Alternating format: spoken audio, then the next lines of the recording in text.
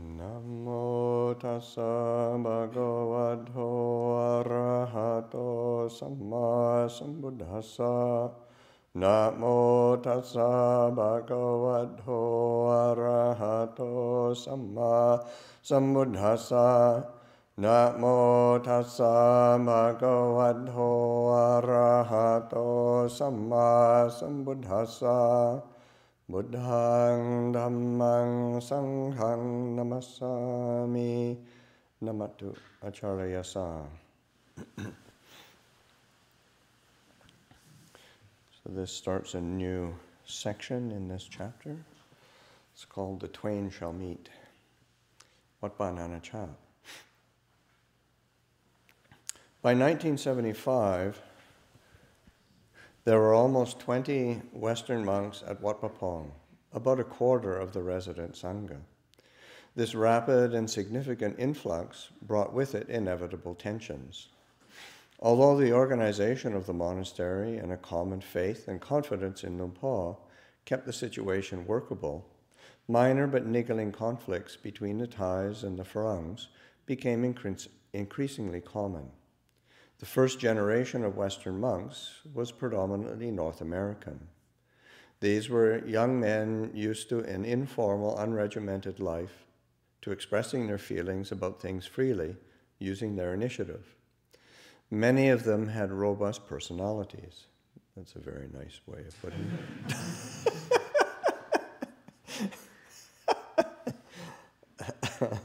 In an era when travel to Southeast Asia was a lot more daunting than it is today, the path to a forest in northeast Thailand was not an easy or straightforward one to take. Having to conform to the Vinaya, to many rules and regulations that they could not always see the reason for, could easily provoke the rebellious side of their nature. The Thai monks, almost all brought up in local villages, could be dazzled by the exoticness of the Westerners. They admired them for their renunciation, but were puzzled, amused, and occasionally repelled by their gaucheness and failures to govern emotion. Sometimes the Thai monks were made uncomfortable by what they saw as the Westerners' overfamiliar manner towards Luang Por, or else envied their easy access to him.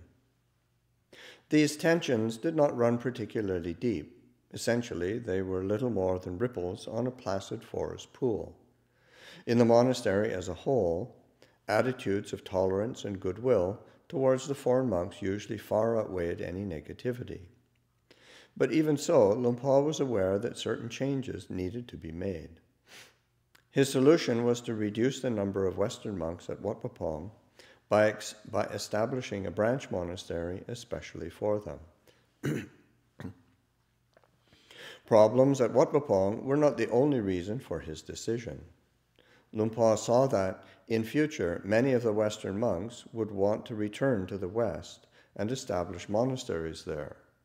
Before that happened, he wanted them to gain experience in running their own affairs. In particular, he wanted to train Ajahn Chah in the role of abbot of a monastery. It would also be good to have a place where the Westerners could practice together, where the teaching would be in English, and where the food could be blander and more suited to a Western palate.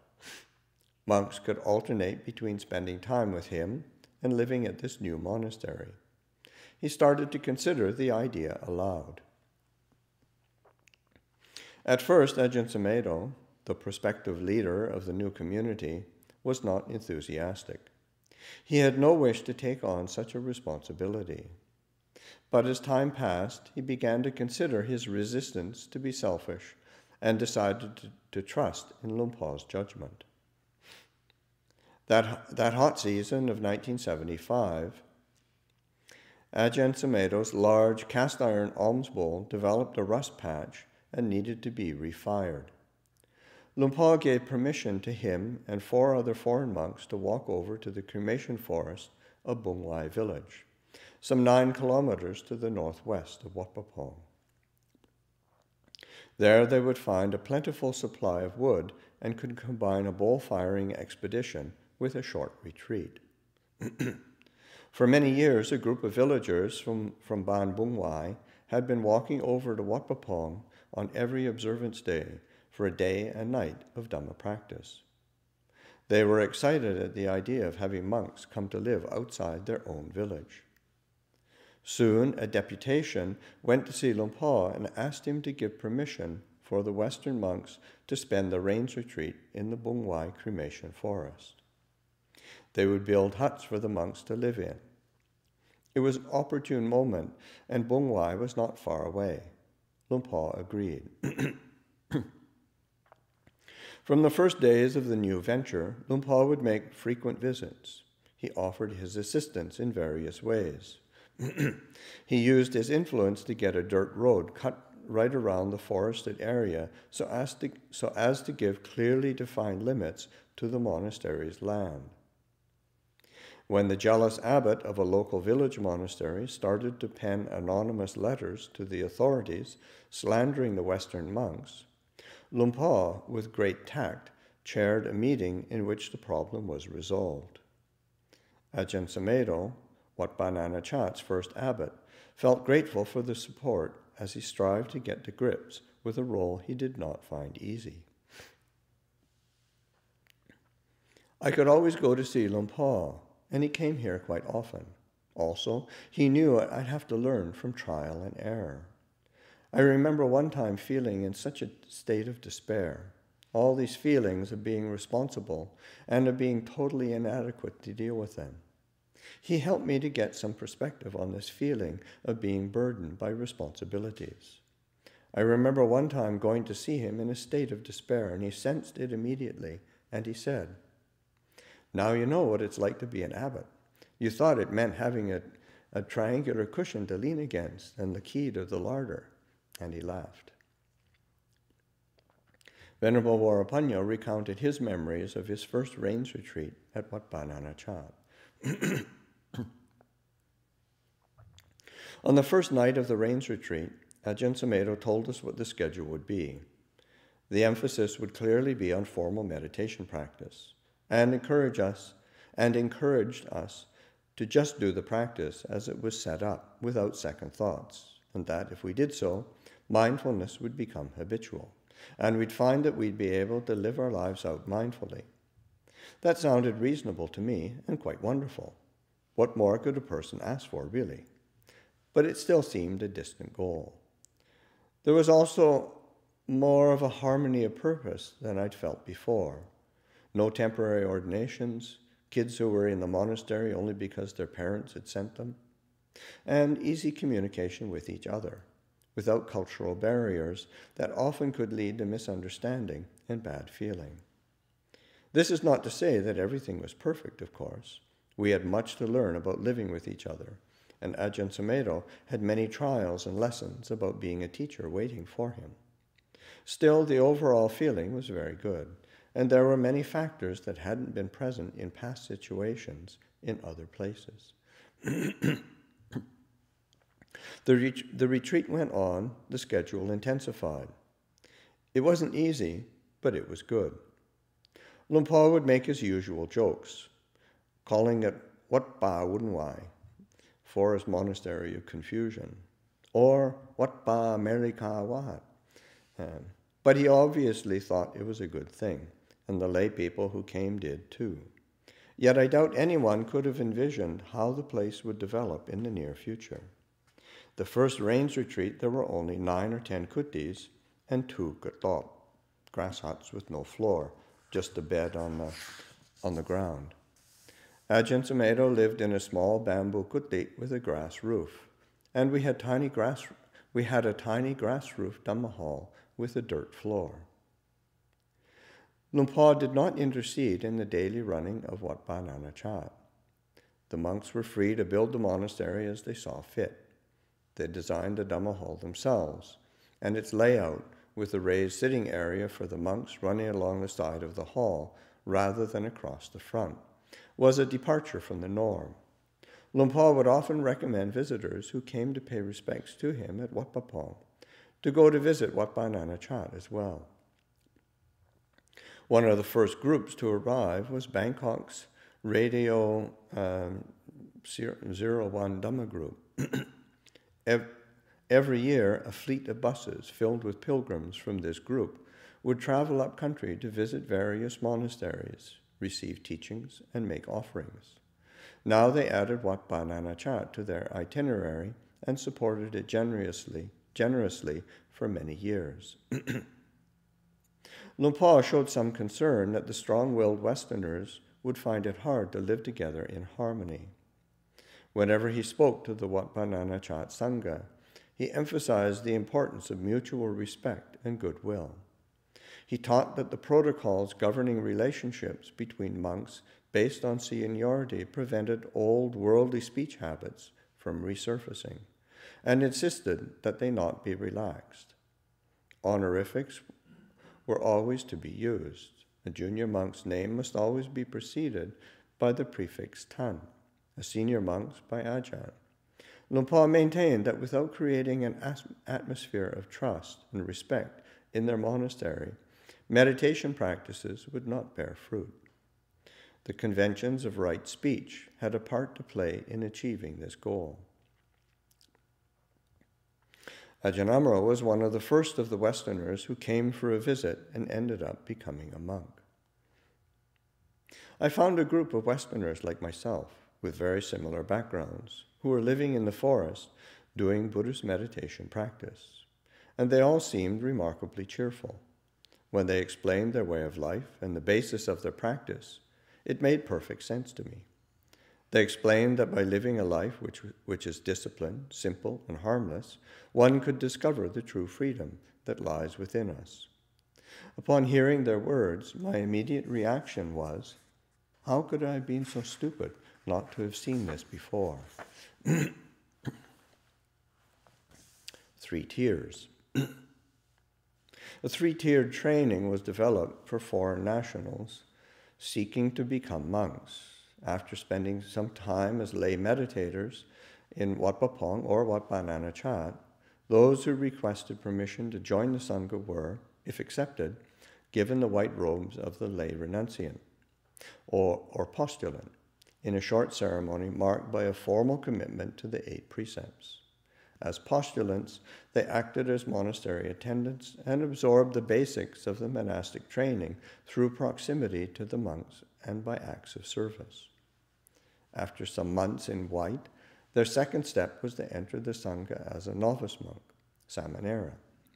In the year allotted for novice training, they would lead a life very similar to that of the monks, but without the pressure and requirements of the Vinaya rules.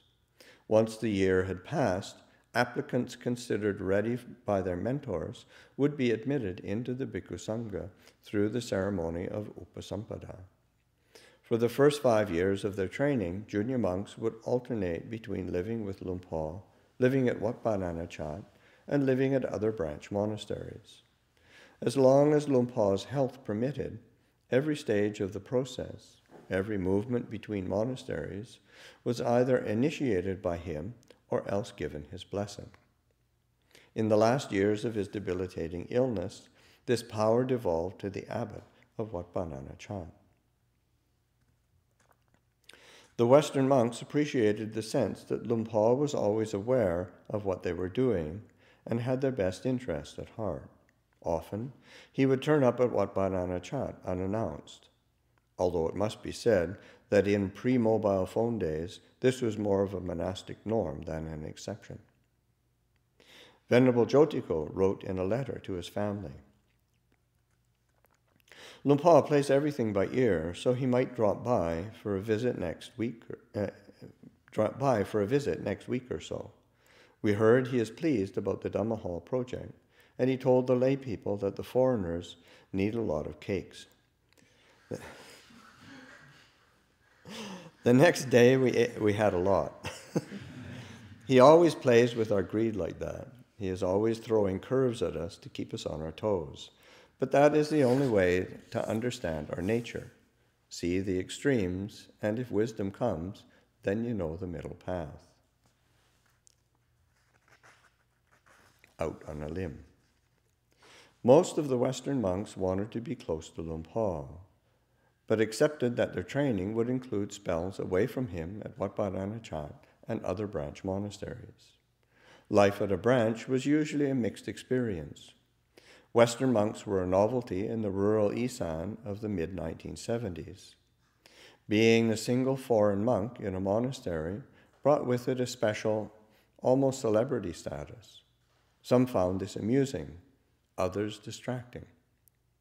Learning the language, one of the main goals of training at a branch monastery, was not an easy task, as there were, in fact, 2 languages to navigate. Casual conversation would usually be conducted in Isan dialect, and then in parentheses, as thick as yogurt, one monk complained, with central Thai used on more formal occasions. Not understanding much of what was going on around them could be stressful in a culture where few things were planned far in advance, and everyone was expected to be on their toes and ready to adapt to whatever came up. The presence of teenage novices, with all their adolescent energy, could also be challenging. The Sangha at many branch monasteries included a number of sons of local supporters, sent by their parents for the abbot to straighten out. The need to keep these lads busy meant that work projects were a common feature of life at a branch monastery. A young Swedish monk, Venerable Nattiko, gave a sense of the atmosphere in a letter. All this work is exhausting some days. One evening, sitting after a long day's work, I was overwhelmed by sleepiness and just fell asleep bent forward with my head on my chest. I didn't even wake up at the bell. It was a hilarious situation, me slowly coming to life while they waited to start chanting. The monks knew how sensitive I'd become here to being laughed at, but a novice or 2 couldn't restrain themselves, and soon most of the Sangha was roaring with laughter, including the Ajahn. It was so bad, it was good. Life at a small branch monastery could also be very enjoyable. The Thai emphasis on social harmony and the conventions of non-confrontation that underpin it could make for a refreshing change from Wat Pah Nanachat, where not all of the more individualist Westerners ranked emollient social skills among their spiritual goals. Many made good friends at branch monasteries and maintained contact with them over the following years. Others developed a much richer idea of the monk's life, the running of a monastery, and the relationship between a wat and local communities. One monk was clearly reveling in life at a branch monastery when he wrote, "Part of what I love about being a monk in Thailand is this simplicity. Walking barefoot through the village each morning, the balmy weather which makes me feel safe and comfortable, and the simple physical chores. It's much easier to be comfortable in my body and be content within the simplicity of the monastic form. These characteristics of contentment and simplicity seem like basic matters, but I often come to think that they're really what life's all about."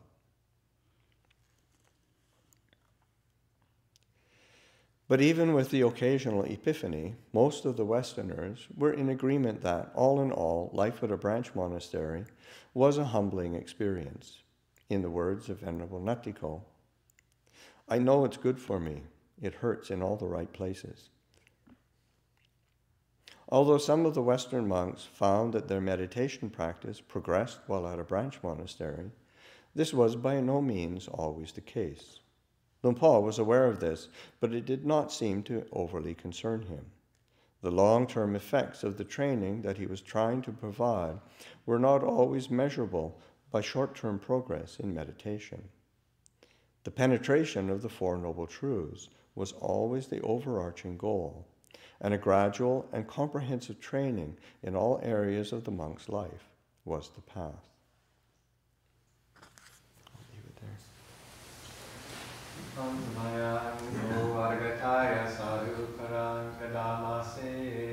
Sadhu,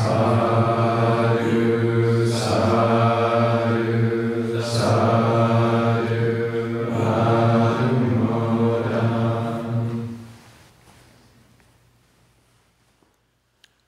Questions?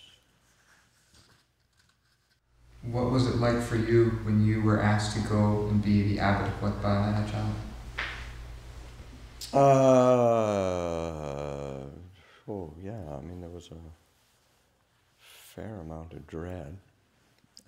Wasn't really what I had been planning. I was actually out at, I'd spent that rains retreat out at Wat Pah, and it was very wild in those days, and yeah, I was planning on staying, and that was my, I was really enjoying it, and then I got word at the end of the Vasa to come back and begin to, because Ajahn Chah was the abbot at that time, and then he was going to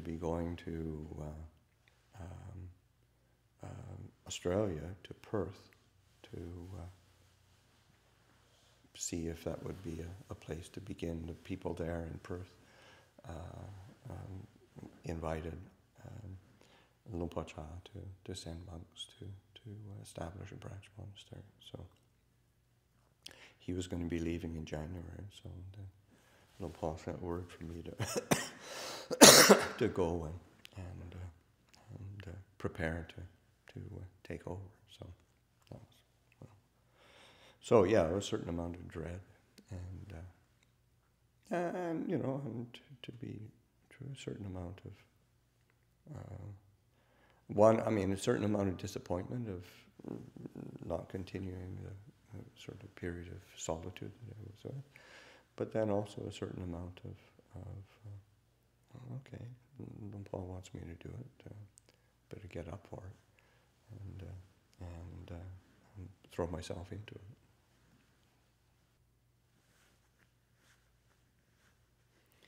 There were a couple things, like we were saying that we,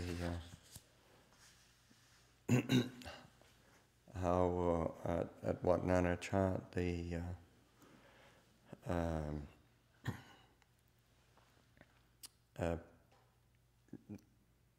helped to design the Luang Por Pasanno, the Dhamma hall, as the old sala. But Ajahn Chah actually determined the size of it, and we were all like, wow, that's so huge. How are we ever going to, how are we ever going to build that? What's the point of having something so big? And of course, it didn't take that long, and it was kind of small by standards, and in terms of the numbers of people that would start showing up at Wat Nanachat. And one of the things that we also did that ended up being replicated in many monasteries when other monks came was the very large windows, and having the big wooden windows that you could open up and get air moving through the building. That was something unique at the time, and sort of like it was. So for us, it was okay. I just don't want to spend another longer period of time in a stuffy sala, so but then that ended up turning into a kind of a feature in many monasteries. Also, the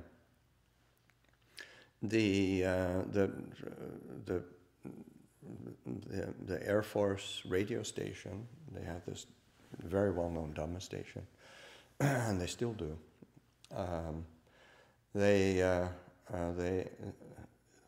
showed up in the second year of Wat Nanachat.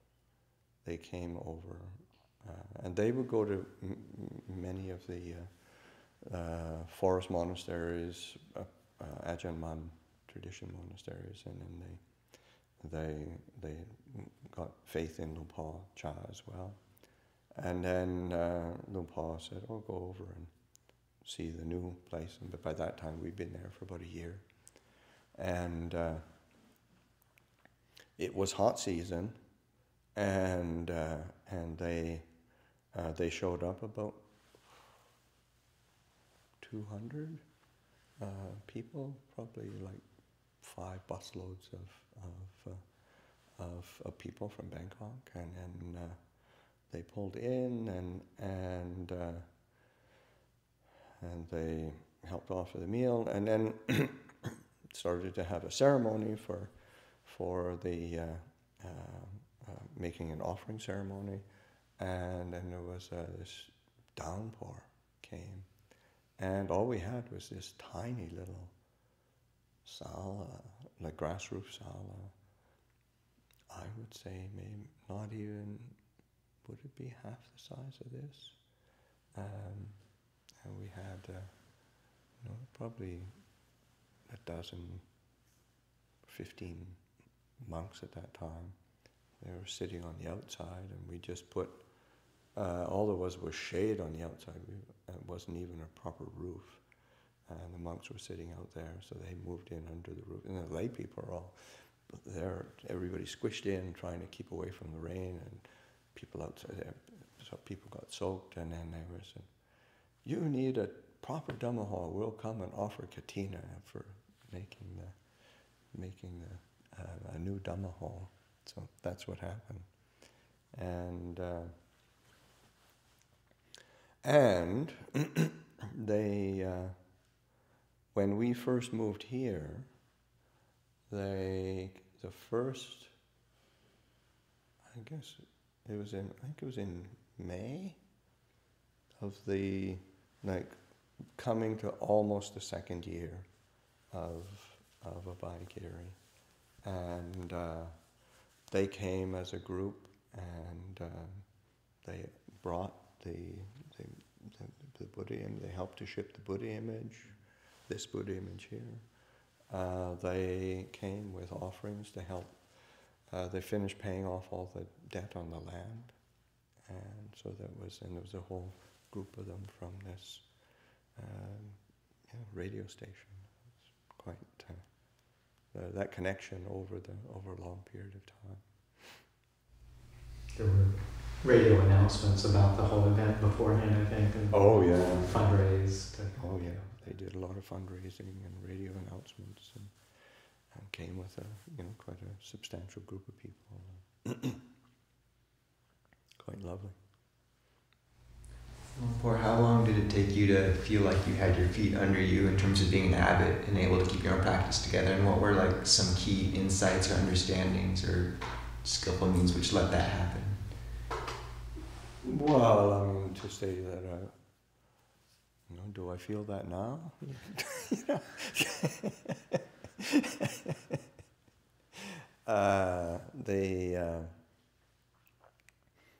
Several years.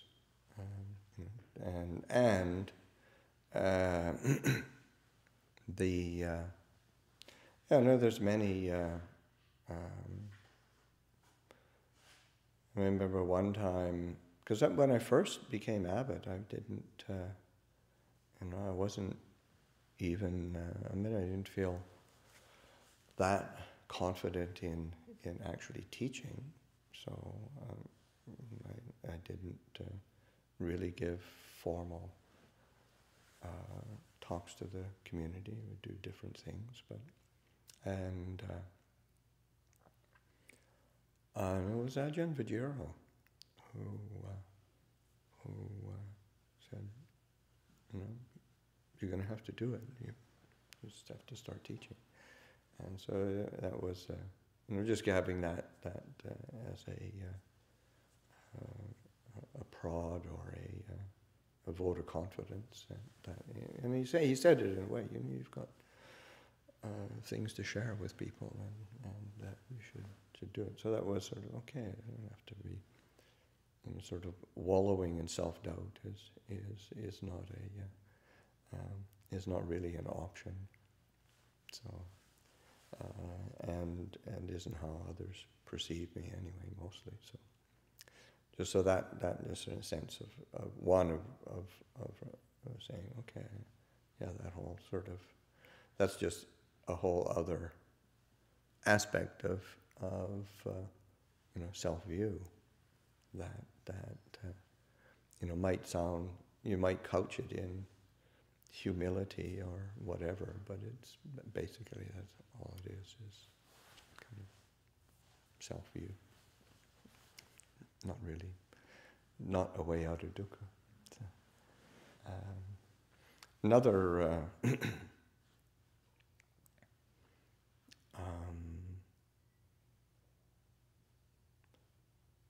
time that there's many things that happened of both insights or reflections, or people giving reflections, or teachers coming, but I remember one that particularly going to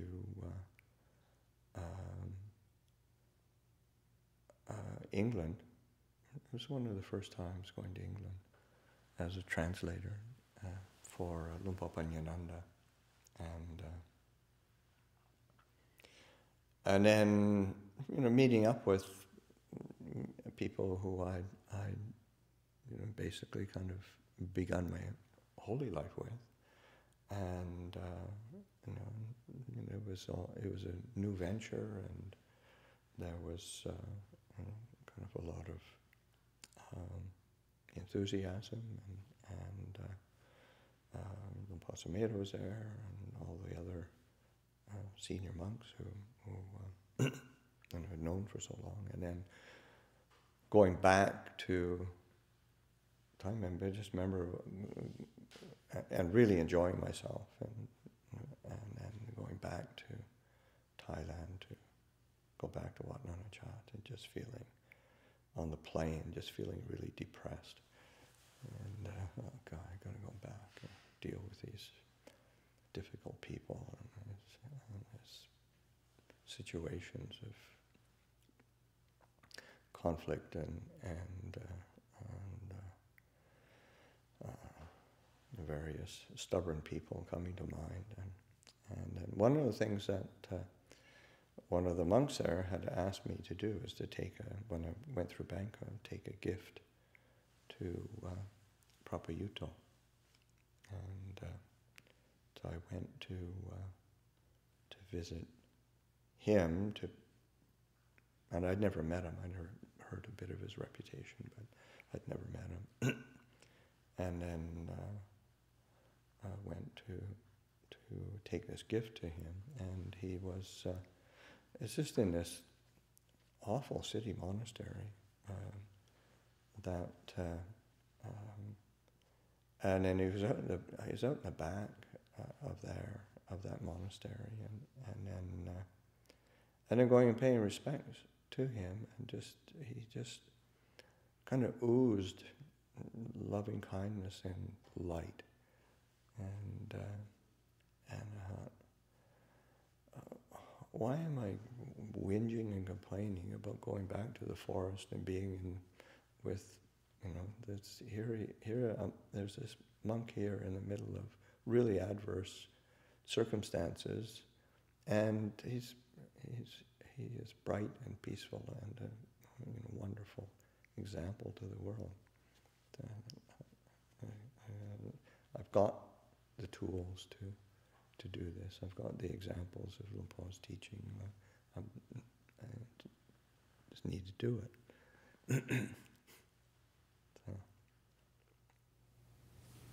Luang Por, you mentioned when you were living at Wat Pah, there were a lot of Western Vietnam veterans, or some that were practicing there? Some, not a lot. It's surprising considering the large.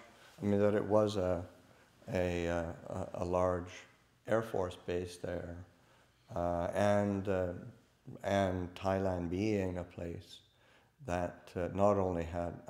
Ubon was just one of the many bases in Thailand, and plus it was a R&R center for basically many of the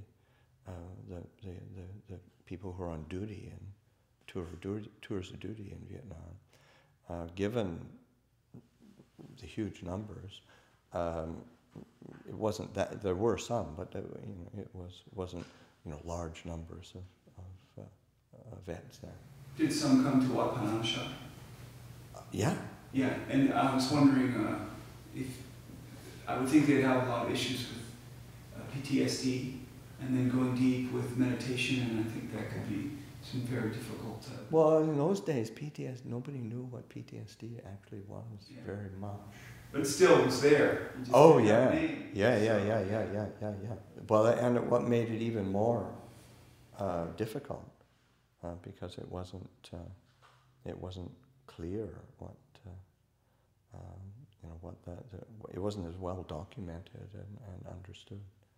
So it was. It was very helpful for them to be in those. In those circumstances, very supportive, but also, it's a bit scary sometimes, because also they were like, Wat Pah is a good example.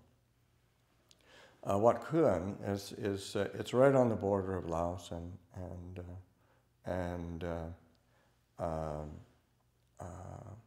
Thailand, and many of and it's because it's a large reservoir. Kuan means dam. Because it's a large reservoir, then oftentimes the fighter bombers on their way back from bombing missions in Cambodia and particularly Laos and Vietnam, they'd come down and if they had bombs left, sometimes they dropped them in the reservoir. And so they come screaming down, and as a fighter bomber, and dropping this, just for the fun of it, and before going back to base. And a couple of the monks who were vets, it was harrowing for them to have that happen out of the